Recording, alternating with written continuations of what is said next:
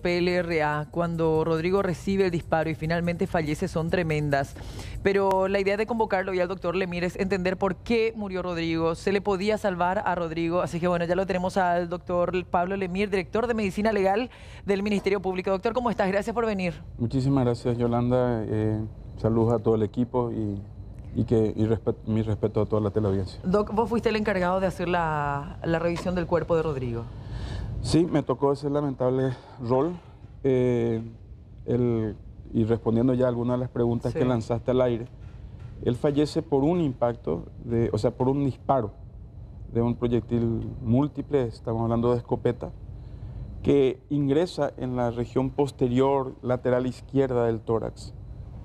Y eso, obviamente, cuando estamos hablando de munición múltiple de escopeta, estamos hablando de que se van abriendo las postas al salir de la boca de fuego como si fuesen los pétalos de una rosa. Ajá. Y terminan impactando en el cuerpo de él nueve postas metálicas que atraviesan el tórax, perforando ambos pulmones, lacerando el diafragma y el hígado.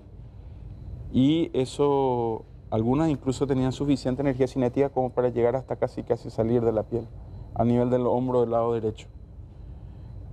Obviamente eso crea, esas perforaciones en el pulmón hacen que él ya no pueda respirar normalmente y termina falleciendo por un cuadro de asfixia más hemorragia. Doc, la confusión inicial fue que Rodrigo había recibido un disparo en la cabeza, él no recibe disparo en la cabeza. No. Y eso se explica, Yolanda, por lo siguiente. Sí. ¿Qué es lo que pasa? Tanto en las filmaciones como la gente que está ahí ve que se forma un charco de sangre alrededor de la cara y de la cabeza. Y piensan inicialmente, de manera absolutamente lógica, que eso es un disparo en la cabeza. ¿Qué pasaba con Rodrigo? Rodrigo inspiraba, metía aire y expiraba, pero expiraba sangre. Por Dios, por eso el charco. Por las perforaciones que tenían los pulmones.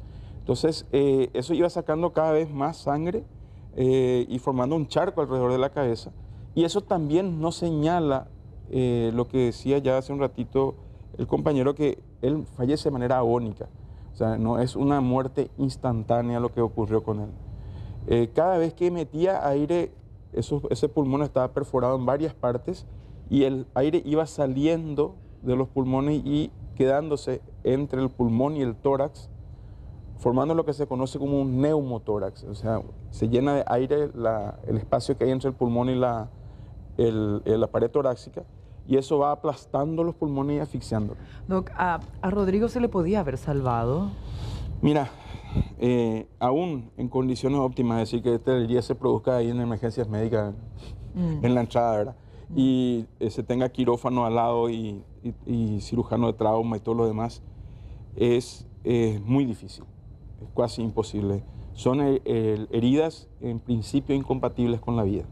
Doc, ¿a él le dispararon de muy cerca o de una distancia importante? No, de una distancia intermedia. ¿Por qué decimos distancia intermedia? Porque la rosa de dispersión, como te habías dicho, de hecho se le llama... Exacto, se le llama de hecho rosa de dispersión porque se van abriendo así como si fuese una flor. La rosa de dispersión tenía un diámetro más o menos de 22 centímetros, el diámetro mayor.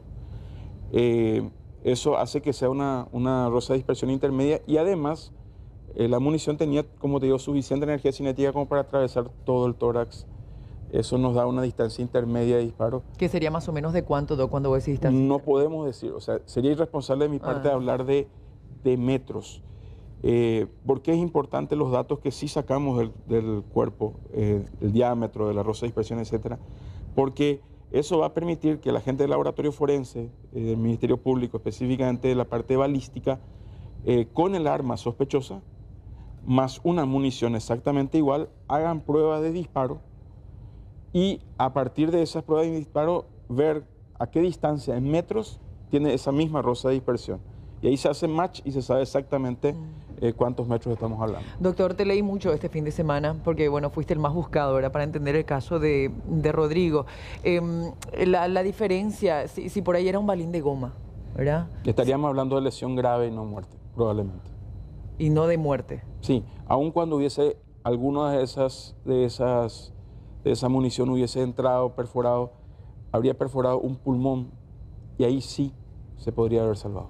Sí te leí, Doc, también que dijiste que quedaron algunos, no sé cómo se le llama, o que no sacaste del sector de las vértebras porque ya era tener Sería que... inhumano, o sea, Es que impactaron no sé 9. cuáles son los términos, Doc, que Claro, utilizar, pues me es como muy fuerte hablar de eso, sí. ¿verdad? En este momento. Y Pero... yo tengo el déficit que yo sí hablo fuerte, ¿verdad? Sí. Pero yo creo que No la es tu audiencia trabajo, y la población se merecen saber con transparencia, y ese de hecho es el mandato que tenemos en el Ministerio Público, por lo menos en la parte pericial, que se sepa con transparencia lo que pasó. 9 impactos tiene el cuerpo, 7 municiones son las que sacamos del cuerpo, 2 quedaron dentro de las vértebras, específicamente de la primera vértebra del tórax y la séptima, y eso es la columna vertebral. Si yo me iba a tratar de sacar eso, iba a partir la columna. Y como dijimos en la conferencia de prensa del Ministerio Público, hay que tener respeto por nuestros difuntos. 7 municiones ya son suficientes para hacer el análisis balístico y no afecta en nada a la investigación dejar esas 2, y sí hubiese afectado a la familia entregar en malas condiciones el cuerpo.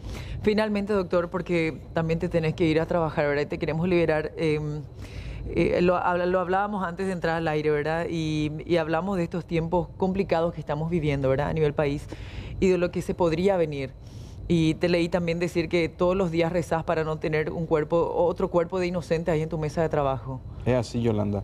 Y creo que todos tenemos que rezar y poner lo mejor de nosotros para tratar de evitar que hayan más muertos, más heridos en una confrontación que no debería haber existido nunca.